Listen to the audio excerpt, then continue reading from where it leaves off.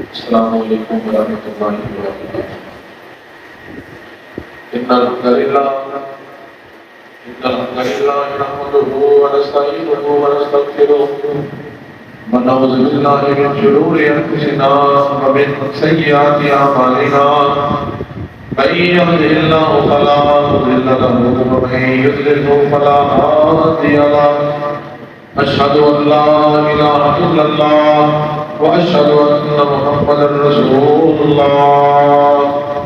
أعوذ بالله السميع العليم من الشيطان الرجيم من همزه ونفسه ونفخه بسم الله الرحمن الرحيم۔ يا أيها الذين آمنوا اتقوا الله حق تقاته ولا تموتن إلا وأنتم مسلمون۔ يا أيها الناس اتقوا ربكم الذي خلقكم من نفس واحدة وخلق منها زوجها وبث منهما رجالا كثيرا ونساء واتقوا الله الذي تساءلون به والأرحام إن الله كان عليكم رقيبا۔ يا أيها الذين آمنوا اتقوا الله وقولوا قولا سديدا يصلح لكم أعمالكم ويغفر لكم ذنوبكم ومن يطع الله ورسوله فقد فاز فوزا عظيما۔ اللهم صل على محمد وعلى آل محمد كما صليت على إبراهيم وعلى آل إبراهيم إنك حميد مجيد۔ اللهم بارك على محمد وعلى آل محمد كما باركت على إبراهيم وعلى آل إبراهيم إنك حميد مجيد۔ أما بعد فإن خير الحديث كتاب الله وخير الهدي هدي محمد صلى الله عليه وسلم فإن شر الأمور محدثاتها وكل محدثة بدعة وكل بدعة ضلالة وكل ضلالة في النار۔ رب اشرح لي صدري ويسر لي أمري واحلل عقدة من لساني يفقهوا قولي۔ رب زدنا علما رب زدنا علما رب زدنا علما۔ أعوذ بالله من الشيطان الرجيم بسم الله الرحمن الرحيم۔ ولا تعثوا في الأرض مفسدين۔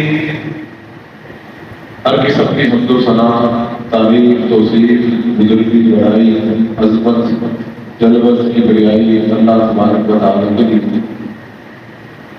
ہر گنت لاتعداد درود و سلام ہو سرور کونین تاجدار مدینہ بانی مدحہ ساقی قصر شاہ حشر سید البشر سید الانبیاء حضرت محمد مصطفیٰ صلی اللہ علیہ وآلہ وسلم۔ حضرات، آج ملک پاکستان کے حالات ہم سب کے سامنے ہیں۔ ہر طرف احتجاج، لڑائی، جھگڑے، آگ، املاک کا نقصان ہمیں میڈیا دکھا رہا ہے۔ فساد کی یہ کیفیت نہ صرف یہ کہ پاکستان میں بلکہ آپ کو دنیا کے اکثر ممالک میں یہ فساد نظر آئے گا۔ ہر ملک میں کسی نہ کسی بات پر، کسی نہ کسی شہر پر آپ کو دنگا فساد بڑی شدت سے نظر آتا ہے۔ جن ملکوں میں میڈیا نے کنٹرول حاصل کیا ہوا ہے ان کی خبریں کم باہر آتی ہیں، اور جن میں میڈیا کا کنٹرول نہیں ہے تو ان کی دوسری خبریں ہم تک پہنچ جاتی ہیں۔ ہمارے ساتھ انڈیا ہے۔ انڈیا بظاہر تو بڑی ترقی کر رہا ہے آج کل، لیکن اس کی بھی 25 سے 26 ریاستوں میں احتجاج جاری ہے۔ تامل ناڈو کے اندر پوری محفل دوسری لنکا کے ساتھ ہے۔ ابھی حالیہ پنجاب میں جو ان کے فسادات ہیں، ایک ان کے لیڈر کی گرفتاری کے اوپر وہ بھی سب کے سامنے، کشمیر میں احتجاج، یوکرین اور رشیا کی جانب کے بعد جو وہاں کی صورتحال ہے، اور اس صورتحال کے بعد جو یورپ کے اندر مہنگائی کا طوفان برپا ہے، ان کی عوامی سڑکوں کو اوپر نظر آتی ہے۔ بلکہ حالیہ پچھلے چند ہفتے پہلے اسرائیل کے اندر اتنے بڑے احتجاج ہوئے ہیں کہ آپ اگر میڈیا کے ساتھ آپ ٹچ ہیں تو آپ کو نظر آئے گا کہ پاکستان سے بھی بڑے احتجاج وہاں پر نظر آئے گا۔ امریکہ کے اندر احتجاج ہوتے ہیں، ان کہ سابق صدر ٹرمپ کی گرفتاری کے مسئلے میں اس کے اوپر فرد حمایت کے مسئلے میں سوال یہ ہے کہ یہ فسادات کیوں ہیں؟ آخر کس وجہ سے ہر ملک ہی انتشار کا شکار نظر آتا ہے؟ بظاہر کچھ دیش ہمیں بڑی ترقی کرتی نظر آتی ہے، ان کے اندر بھی کھوکھلا پن ہے، کوئی مہنگائی کا بڑا ہوتا ہے، کوئی انصاف کا بڑا ہوتا ہے، کوئی بندہ اپنے حقوق کی بات کرتا ہے، کوئی کہتا ہے کہ ہمارے ساتھ زیادتیاں ہوگی، کوئی کہتا ہے کہ بمباری ہوگی، کوئی کہتا ہے کہ ہماری خوراک کو نقصان پہنچایا۔ یہ جتنی بھی لڑائی آپ کو نظر آ رہی ہے اس کی بنیادی وجہ آپس کی دشمنی۔ اگر ساری باتوں کو آپ جمع کریں تو آپ کو کیا نظر آئے گا کہ ان کی بنیادی وجہ آپس کی دشمنی اور آپس کا کینہ، آپس کی عداوت۔ قرآن نے اسے فساد فی الارض کی تشریح سے اس نام سے تعبیر کیا گیا۔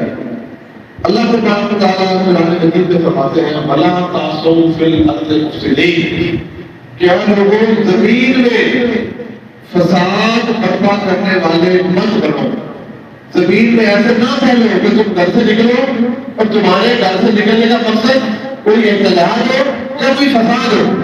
اسلام نے اس سختی سے ممانعت کی۔ اور ایک جگہ پہ اللہ تبارک و تعالیٰ نے منافقین کا ترجمہ بیان کیا کہ وَإِذَا قِيلَ لَهُمْ لَا تُفْسِدُوا فِي الْأَرْضِ پہلا زمانہ ہے کہ اللہ کے نبی کا مل یہ کہا جاتا ہے کہ بھائی زمین میں فساد نہ کرو، مت نکلو گرام کو جلانے کے لیے آگے پیچھے جان کے فساد نہ پھیلاؤ۔ قالوا آگے جو کہتے ہیں انما نحن مسلمون، تو وہ یہ بات کہتے ہیں کہ ہم فساد کرنے والے نہیں ہیں بلکہ ہم لوگوں کو اصلاح کرنے والے ہیں۔ ہم تو اصلاح کی خاطر جمع ہوتے ہیں، اصلاح کی خاطر بات کرتے ہیں۔ آگے سے آپ کو بات سمجھ نہیں آتی۔ جیسے ہم کو بندہ جس کی قیمت کرتے ہیں، دو بندے آپ اگر کسی بھائی کی قیمت کرتے ہیں، اگر آپ اسے روکیں گے کہ یار تو قیمت نہ کر، تو کہتے ہیں یار میں قیمت نہیں کر رہا، میں تو ویسے بات کر رہا ہوں۔ ہمارا جو وسیلہ آپس میں کیا ہے، جب کسی کی برائی بیان کرتے ہیں اور بندہ موجود نہیں ہے تو ہمارا سب ساتھ لفظ یہ ہوتا ہے کہ یار بھائی تم کسی کی برائی کرتے تو کہتے ہیں برائی بیان نہیں کر رہا، میں تو ویسے پوائنٹ آؤٹ کر رہا ہوں۔ بھائی تم نے پوائنٹ آؤٹ کرنا ہے تو اس کے منہ میں کر لے، اس کے منہ میں جانے کی ضرورت نہیں اور پیچھے تو لوگ اس کے بارے میں سازش کرتا نظر آتا ہے۔ اللہ تبارک و تعالیٰ نے ہمیں قرآن مجید میں فرمایا اللہ یحب المفسدین، اللہ تبارک و تعالیٰ ایسے فساد کو، فساد کرنے والوں کو اللہ تعالیٰ پسند نہیں کرتا۔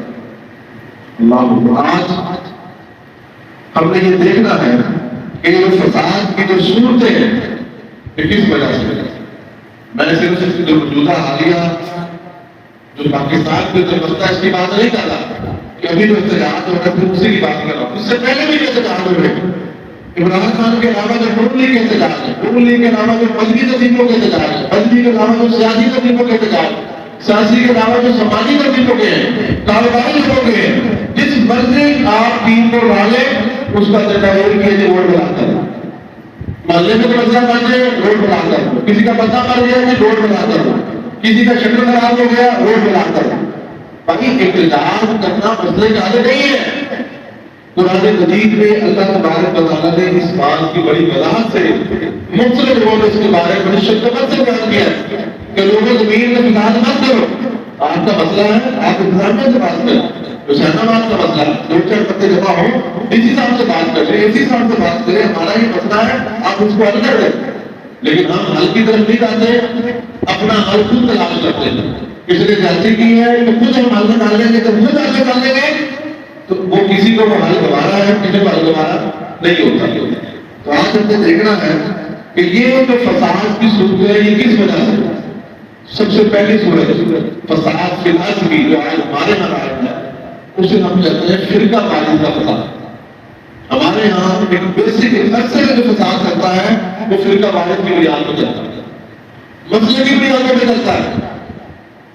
کہنا تو نہیں چاہیے لیکن کہہ اس لیے رہے ہیں کہ تاکہ ہماری اصلاح ہو کہ آج ہم نے اپنے آپ کو جن تقسیموں میں ڈالا ہوا ہے کہ میرا مذہب بریلوی ہے، میرا مذہب دیوبندی ہے، میرا مذہب اہل حدیث ہے، میں وہابی ہوں، میں اہل تشیع ہوں، اس بنیاد پر بقیہ سارے لوگ کافر ہیں۔ بقیہ سب لوگ کی نمازیں قبول نہیں، بقیہ کے روزے قبول نہیں، بقیہ کا اسلام بالکل ناقص ہے کہ ہر ایک بندے کی بات پڑی ہوئی ہے اور وہ دوسروں کو فتوے لگا رہا ہے کہ یار یہ بندہ جب نہیں۔ رات اس چیز کی اسلام نے ممانعت کی۔ آپ کا جو فقہی اختلاف ہے اسے فقہی اختلاف سمجھے. مسئلے ہیں سب اللہ والا کی ہے.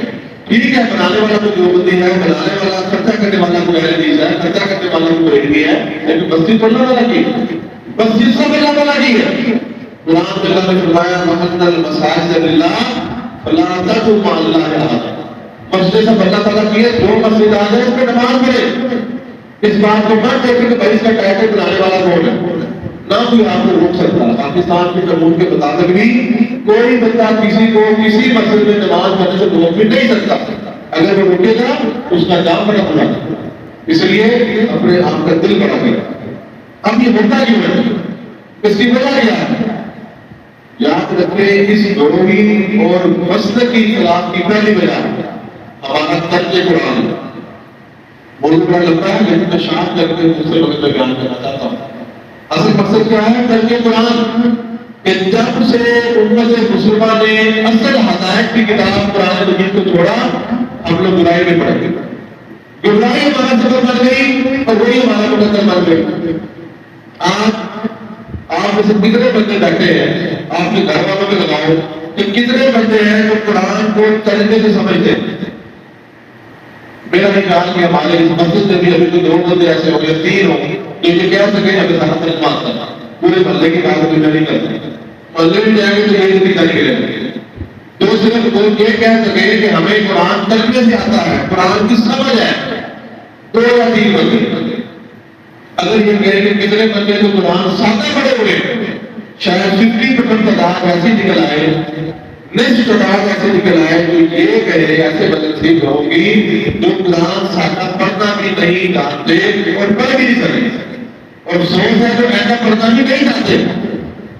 پیچھے کیا بچا جو قرآن جن کو پتہ ہی نہیں کہ بھائی یہ کتاب جو اللہ تعالیٰ نے ہمارے لیے نازل کی, جو کتاب پڑھے انہیں سمجھ نہیں آیا کہ بھائی لکھا کیا ہے, صرف یہ بتا سکتے ہیں کہ بھائی یہ عربی لکھی ہوئی ہے, اس کے علاوہ مجھے نہیں پتا. اب پڑھنے والے آتا اور جو قرآن کو سمجھ کے ترجمے کے ساتھ وہ 2 یا 3 بندے. اب یہ ہمارا تربیہ دیکھیں جب ہمیں یہ پتہ ہی نہیں کہ اللہ تبارک و تعالیٰ نے جو کتاب ہمارے لیے نازل کی اس میں اللہ تعالیٰ یہ بیان کرنا چاہتے ہیں, یہ بات سمجھا رہے ہیں, یہ بات ہماری ہدایت کی ہے. جب آپ کو سمجھ ہی آئے کہ تو لا اللہ آپ نے فتنے کا شکار ہونا ہی ہونا چاہیے, پھر جب فتنے کا شکار ہو جائیں گے تو میرے بھائی سب سے پہلا حل اور پہلی وجہ ہمارے اختلافات میں بیٹھے گی قرآن مجید کو نہ سمجھنا. آپ قرآن کو سمجھنا شروع کریں. الحمدللہ ہماری اس مسجد میں, اس مرکز میں ہمارے شیخ صاحب قرآن ترجمے سے پڑھاتے ہیں اور باقاعدہ حفظ کی نازل کی تعلیم بھی داری. خدا نہ جو قرآن نہیں پڑھے ہوئے وہ قرآن پڑھنا شروع کرے, وہ کس مرضی پڑھ لیں. 10 منٹ کا ٹائم عشاء کا فجر کا لازمی نکالے اور قرآن سادہ پڑھنا شروع کرے. جب قرآن سادہ پڑھ لے تو پھر اس کو آسان آسان ترجمے سے پڑھنا شروع کرے. ہماری پہلی بڑی وجہ قرآن کا ترک کرنا, قرآن کو نہ سمجھنا. دوسری وجہ ہمارے اس فرقہ واریت کی اور ہمارے اس تعصبات کے اور اس فساد کی وہ غلط ہے. غلط کیا چیز ہے کہ جو بندہ جس پارٹی میں ہے, جس جماعت میں ہے, اپنے سربراہ کو مسیح سمجھنا شروع کر دیتا ہے. وہ یہ سمجھ رہا ہے کہ جو میرا لیڈر ہے, میرا جو بڑا ہے, میرا جو امیر ہے, میری جماعت کا سربراہ ہے, یہ تو غلطی کر ہی نہیں سکتا.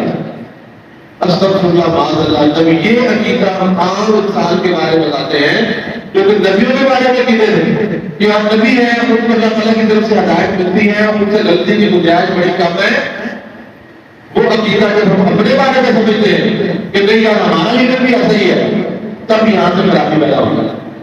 میرے بھائی یاد رکھیں, آپ کا لیڈر جو اس وقت جو بھی ہے وہ مذہبی تنظیم کا ہے, وہ سیاسی تنظیم کا ہے, وہ غلطی کر سکتا ہے. سب سے پہلے اپنے اس محبت اور عقیدت کے لیول کو کم کریں.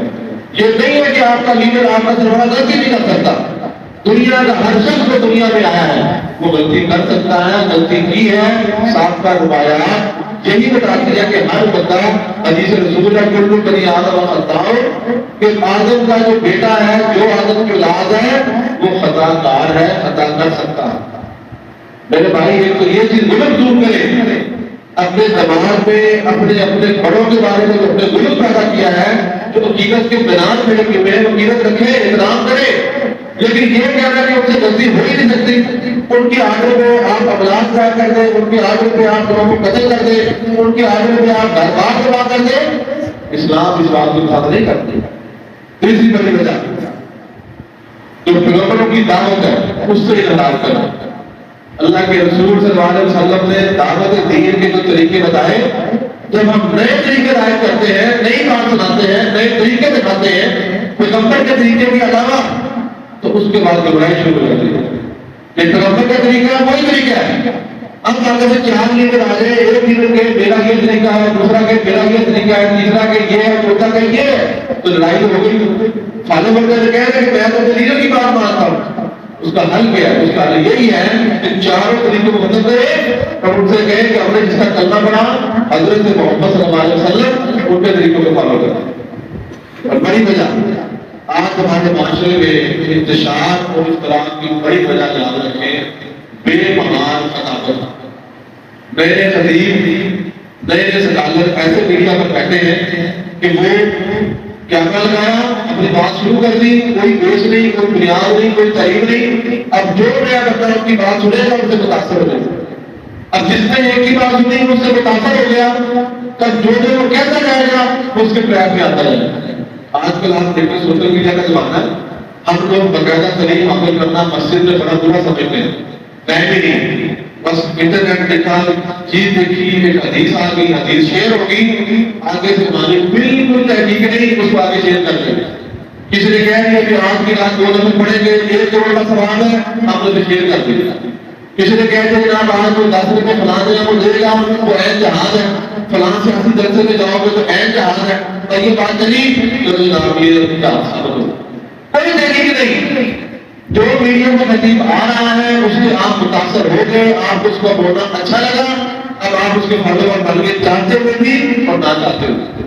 اس بے مہار خطابت نے آج ہماری گمراہی میں بڑا کردار ادا کیا۔ اسی طرح شعبہ بیانی، اسی طرح غیر محتاط لٹریچر جو آج مارکیٹ میں موجود ہے، وہ پرنٹ میڈیا کی صورت میں ہے، کتابوں کی صورت میں ہے، یا وہ لٹریچر ہمیں نیٹ پر دستیاب ہے۔ ہم نے لفظ دیکھا، کوئی چیز آ گئی، ہم نے پڑھنا شروع کر دیا، آگے اس کی تحقیق نہیں کریں گے کہ بھائی کسی لائبریری میں جاؤ، کسی حدیث کو دیکھو، قرآن کی چیز آپ اٹھائیں، آپ اس کی تفاسیر اٹھائیں اور دیکھیں کہ قرآن آپ کو کیا کہتا ہے۔ اس سے ہم نے نہیں جانا، اور جو پڑھ لیا غیر محتاط لٹریچر جو آگے جا رہا ہے، مختلف قسم کے سکالر بیٹھے ہیں جو مخالفوں کے بارے میں نئی تحقیق لے کر آتے ہیں اور اتنے پاؤں باندھ کر بات کرتے ہیں کہ بندہ کہتا ہے بالکل سچی بات کر، یہ بھی فلانا بندہ نہیں بتاؤ ہے، فلانا بندہ غدار ہے۔ ہر جماعت والا دوسرے کو غدار کہنے کے چکروں میں اور اسے غلط اس پر عناصر قرار دیتا ہے اور اسی طرح کے انتشار پیدا ہوتا ہے۔ حضرات میرے بھائیوں، اپنے آپ کے بارے میں سوچیں، سمجھیں اور بریک لگائیں۔ دوسرا اور تیسرا بڑا مسئلہ ہمارے اندر عصبیت ہمارے اندر بڑی فروغ پا رہی ہے۔ ہمارے آج کے موقع کا موضوع ہے کہ ہمارے یہاں فساد کی بڑی وجوہات کیا ہیں؟ پہلا میں نے بتا دیا، اور دوسرا کیا ہے؟ عصبیت پیدا ہو رہی ہے۔ عصبیت کیا ہے؟ عصبیت یہ ہے کہ آپ جس گروہ میں، جس برادری میں، جس قوم میں بیٹھے ہیں اسی کو ہی اچھا سمجھنا، بقیہ سب کو برا سمجھنا۔ برادریوں کی بڑی آج ہماری تقسیم ہے۔ میں اگر دنیا ہوں، جو دنیا کی بات ہے وہ کسی کی نہیں۔ میں اگر رائی ہوں، جو دنیا میں رائی ہے وہ ٹھیک ہے، باقی سب غلط۔ میں اگر جج ہوں، جو ججوں کی بات ہے وہ کسی کی نہیں۔ ہر بندہ اپنی اپنی برادری کا خود اپنے دل میں بنا کر بیٹھا ہے۔ اگر اس کی برادری غلط بھی ہے، برادری کا بندہ وہ غلط بھی ہے، آج ہم اسے غلط کہنے کے لیے تیار نہیں۔ کیوں؟ کیونکہ یہ میری برادری کا مطلب ہے۔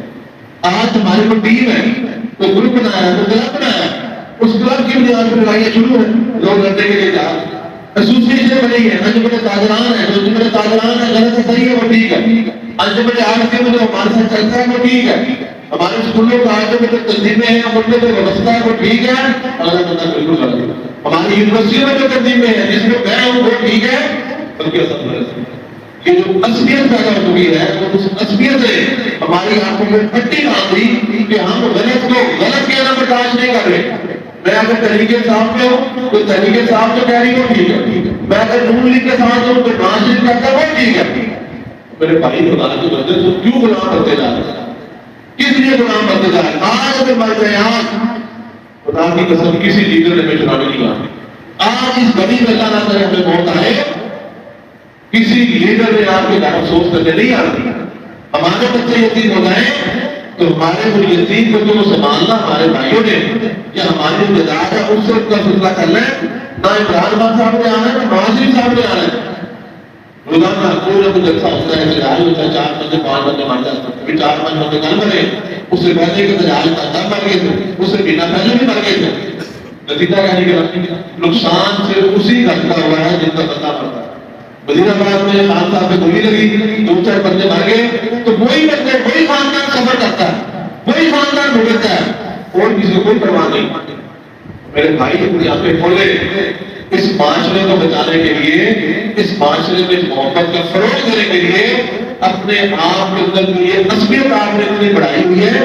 اس کو کم کریں میں اگر جس جماعت میں ہوں کوئی جماعت غلط ہو سکتی ہے اس بات کو آپ قبول کریں یہ بات اپنے جماعت سے نتاج دیں کہ جو ہمارا لیڈر کہتے ہیں وہی ٹھیک ہے اللہ تبارک و تعالیٰ کے نبی حضرت محمد صلی اللہ علیہ وسلم نے فرمایا لیس منا من دعا الی تسمیۃ اللہ کے نبی نے فرمایا ہم میں سے وہ بندہ نہیں جو تسمیت کی دعوت دے کہ میرا گروہ میری جماعت میرا سسٹم یہی سب کچھ ہے یہ بات والا فرمایا ولیس منا من قاتل علی تسمیۃ حدیث کا دوسرا حصہ کہ وہ بھی ہم میں سے نہیں ہے جو اپنے عصبیت کی لڑائی کرتا ہے ہاں اسلام کی لڑائی کرے زندہ رہے تو غازی بن کے تو شہید ہے اسلام کے علاوہ جس مرضی بات کی لڑائی کر لے اس کا کوئی بات نہیں فرمایا ولیس منا من مات علی عصبیۃ اللہ کے نبی نے فرمایا وہ بندہ بھی ہم میں سے نہیں جو عصبیت پہ رہا اور اس بات میں مر گیا اور میں اس کا تعلق ہمارے سے نہیں یہ اللہ کے نبی کی حدیث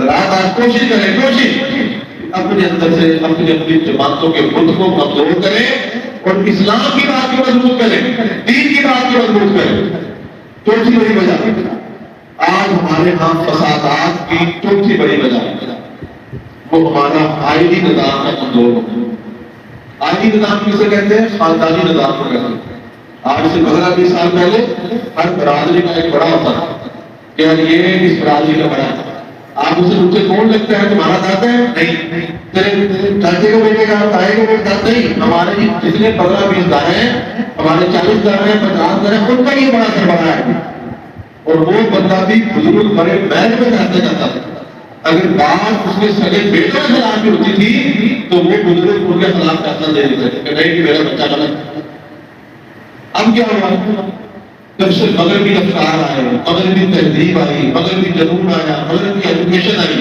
اور ایک نعرہ چل پڑا کہ ہم سب آزاد ہیں بچہ کہتا ہے اب حالت یہ ہوگی کہ ہم اپنے سگے باپ کی بات ماننے کے لیے تیار نہیں 20 سال پہلے گاؤں کا ایک بزرگ بات کہتا تھا پورا گاؤں ملتا تھا اس کی بات پر بیٹھا دیتے تھے قباش کر کے گلیوں میں جب نہیں آتے تھے عزت و حیا کا خیال ہوتا تھا اور آج حالت یہ ہے کہ سگا باپ کوئی بات کر دے تو بیٹا ماننے کے انتظار نہیں ہوتا چلو بات میں اپنے مثالیں میں دوں گا مثالوں دینے کی ضرورت نہیں ہے ذرا سے سختی کر دو بچہ بڑی آنکھ کے باہر نکال لیتا ہوں میں جاتا رہا میں جاتا رہا ہوں اور کیا آ رہا یہ ہمارے حالات ہو گیا یہ آئی نظام کا کیوں ہو گیا ماں کی بات سننا اب ایسی ہے جیسے ماں نے گولی مار دی بچے کس قدر وہ آگے سے ریئیکشن پیش کرتا ہے میں کہتا ہوں خوش نصیب ہے وہ گھرانے جو اپنے باپ کی بات مان رہے ہیں خوش نصیب ہے وہ گھرانے جو اپنے ماں باپ کو اہمیت دیتے ہیں ان کی اچھی بڑی بات سنتے ہیں اور خوش نصیب ہے وہ لوگ جن کے ماں باپ فوت ہو گئے اور انہوں نے مرتے دم تک ان کی بات کی حیا کی اور مرنے کے بعد اس کی بات نہیں کرتے حضرات ہمارے یہاں آئینی نظام ختم ہو گیا جو والدین کا احترام ہمارے بزرگ کرتے تھے آج ہمارے بچوں میں وہ نہیں رہ گیا صرف انہیں میں رہ گیا کہ خود کرتے رہے جو خود نہیں کرتے تھے آج وہ گزرے اللہ اکبر اور اوپر سے الٹ کیا ہو رہا ہے بعض والدین بھی جاتی کرتے صرف یہ نہیں کہ اولاد خراب ہو رہی بعض والدین بھی اپنی جائیدادوں کی تقسیم میں اولادوں سے ناانصافی کرتے ہیں اپنے بھائیوں سے ناانصافی کرتے ہیں اپنے رشتے داروں سے ان کی لڑائیاں اور ان کے مسائل چلتے ہیں کیوں چاہیے صرف تھوڑے سے پیسے کی لالچ میں تھوڑے سے بڑوں کی لالچ میں جس کی وجہ سے یہ نفرت مزید بڑھتی جا رہی ہے حضرات یاد رکھیں یہ تمام کے تمام وجوہات ہمارے یہاں تعصب پیدا کرتے جا رہی ہے فساد پیدا کرتے جا رہی ہے اس کا حل خطبہ جمعہ کے اس آخر میں ان کا حل یاد رکھیں، صرف ایک چیز ہے، تمسک بالقرآن و سنت۔ اگر ہم ان کا حل چاہتے ہیں تو ان کا حل قرآن اور سنت کو فالو کرنے میں ہے کہ آپ سب کے معاملات، سب کی تمیز، سب کے افکار نظریات چھوڑے، صرف قرآن و حدیث پر آئے۔ نمبر 2، آپس میں اتحاد پیدا کریں، آپس میں معافی پیدا کریں۔ جتنا بھی آپ کے بھائی نے، آپ کے دوست نے، آپ کے کلاس فیلو نے، آپ کے مدد دار نے، آپ کے بزنس پارٹنر نے، آپ کے ملازم نے جتنی بھی ایسی کرتی اس کو برداشت کرنا شروع کر، اس کو کہا معافی دے دو، معافی دے کے اس کو بٹھائے اور اسے کہے بھائی میرے بھائی، میرے بیٹے، ایسا نہ کر۔ جب آپ معافی کرنا شروع کر دیں گے، یاد رکھیں 2 فائدے ہوں گے۔ نمبر 1، آپ کا دماغ ٹھیک رہے گا، آپ جذباتی نہیں ہوں گے، غصے میں نہیں آئیں گے۔ نمبر 2، آپ کو ثواب ملے گا۔ نمبر 3، اس معافی سے آپ کو اللہ برکت دے گا۔ جب آپ معافی کو فروغ دیں گے، محبت کو فروغ دیں گے، معاشرے میں اچھائی پھیلے گی، معاشرے میں ایک اچھا تاثر پھیلے گا، لڑائی ختم ہو جائے گی۔ نمبر 4، اپنا دل بڑا کرنا، جس سے آپ کی ناراضگی دل بڑا کرے۔ اور آپ کے یہاں میں پچھلی بات ختم کرتا ہوں، جو میں نے تم سے بحث کی، جو میں کسی مسئلے میں، سیاسی مسئلے میں، مذہبی مسئلے میں، گھر کے مسئلے میں میرے تم سے زیادتی ہو گئی، میں کیا کرتا ہوں، اسے ختم کرتا ہوں۔ آخری بات، جس سے آپ کا شدید اختلاف، جس سے بھی شدید اختلاف، اس کو ٹیبل پہ بٹھائیں، اسے چائے کی دعوت دیں، چائے کی دعوت میں اسے ٹیبل پہ بٹھائیں، اسے دائرہ کریں، اسے مذاکرات کریں۔ جب ہم تیسرا بندہ ڈالتے ہیں باہر تاکہ پہ جانے کے لیے، میسج صحیح طرح پہنچتا نہیں ہے، آپ خود اس کو بلائیں، اس کو بٹھائیں اور پھر معاملات کلیئر کرنے کی کوشش کریں۔ یاد رکھیں یہ جو فساد فی الارض ہے، یہ سب سے زیادہ نقصان دہ ہمارے معاشروں کے۔ جب زمین میں فساد ہوگا، نہ آپ دین میں قائم رہ سکتے ہیں، نہ آپ دنیا میں قائم رہ سکتے ہیں، نہ آپ کو نمازوں میں بتائے گا، نہ آپ کو گھر میں آرام کرنے سے بتائے گا، نہ آپ کو کاروبار میں بتائے گا۔ تو ضروری ہے کہ ہم ان تمام چیزوں کو دیکھیں، سوچیں، سمجھیں۔ اللہ تبارک و تعالیٰ ہمیں زمین سے فساد ختم کرنے کی، لڑائی ختم کرنے کی توفیق عطا فرمائے، محبت اور محبت پیدا کرے۔ وآخر دعوانا الحمد للہ۔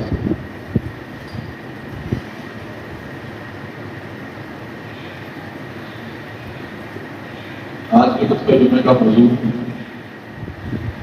ملکوں میں، زمین پر، شہروں میں فساد۔ یہ فساد کیوں ہے، اس کی تفصیلات بتائی گئی کہ اس کی بڑی وجہ قرآن سے دوری، دین سے دوری، اس کی وجوہات میں ہمارا برادری، ہماری عصبیت، ہماری سیاسی عصبیت، ہماری مذہبی عصبیت، ہماری فرقہ وارانہ سوچ، یہ اس میں عمل رہا ہے۔ انہیں چیزوں میں ہمارا خاندانی نظام کا کمزور ہونا، بڑا لمبا موضوع ہے، بڑا مختصر بیان کیا۔ اب اس کا حل یہ ہے کہ آپ اپنے اس تعصب کو اور اس شدت کو کم کرنا شروع کریں۔ عمران خان معاشرے کی بحث سے نکلیں، اپنے آپ کو وہابی بریلوی کی تقسیم سے نکالیں، اپنے آپ کو برادریوں کے خلطوں سے نکالیں، اپنے آپ کو جس تقسیم میں آپ پھنسے ہوئے ہیں اپنے آپ کو اس سے نکالیں اور محبت کی بات کریں، قرآن اور سنت کی بات کریں، آپس کو ایک دوسرے کی کوتاہیاں معاف کریں، ان کے ساتھ بیٹھیں، تحقیق کی طرف آئیں۔ اگر کوئی مسئلہ ہے تحقیق کریں، ریسرچ والے ادارے کو سپورٹ کریں، جو لوگ تحقیقی ادارے ہیں ان کو سپورٹ کریں اور قانون کی حکمرانی کو تسلیم کرنا شروع کریں۔ جس کی غلطی ہے غلطی مانیں، مسائل سامنے حل ہو۔ اللہ تعالیٰ سے دعا کرتے ہیں اللہ تعالیٰ ملک کے بات بہتر کرے، کم از کم ہم لوگ جس سے بیٹھے ہیں ہم اپنی اصلاح کریں۔ جب ہم اپنی اصلاح کریں گے، جب ہم قانون ہاتھ میں لیتے ہیں تو خود ہی جج بن جاتے ہیں کہ نہیں تم غلط ہو، نہیں مگر تم غلط ہو، بھائی تمہارے پاس کچھ بھی نہیں ہے، تم کیوں فیصلے کرتے ہو؟ میں اگر کہتا ہوں جی قانون نہیں غلط ہے، یا میں کہتا ہوں جی طریقے کے ساتھ غلط، میرے پاس کیا اختیار ہے؟ اور ہم ہمارے مجلس میں یہ کرتے ہیں، بڑی اس سے کچھ نہیں نکلنے والا۔ 2-4 منٹ کے لیے دوستوں کے ساتھ بیٹھنا ہوتا ہے، اپنے آپ کو لڑائیوں سے نکالیں، انشاءاللہ ماحول بہتر ہوگا۔ اللہ سے دعا کرتے ہیں اللہ ہمیں فساد سے بچائے۔ إن الحمد لله نحمده ونستعينه ونستغفره ونعوذ بالله من شرور أنفسنا ومن سيئات أعمالنا من يهده الله فلا مضل له ومن يضلل فلا هادي له أشهد أن لا إله إلا الله وأشهد أن محمدا رسول الله سبحان ربك رب العزة عما يصفون وسلام على المرسلين والحمد لله رب العالمين.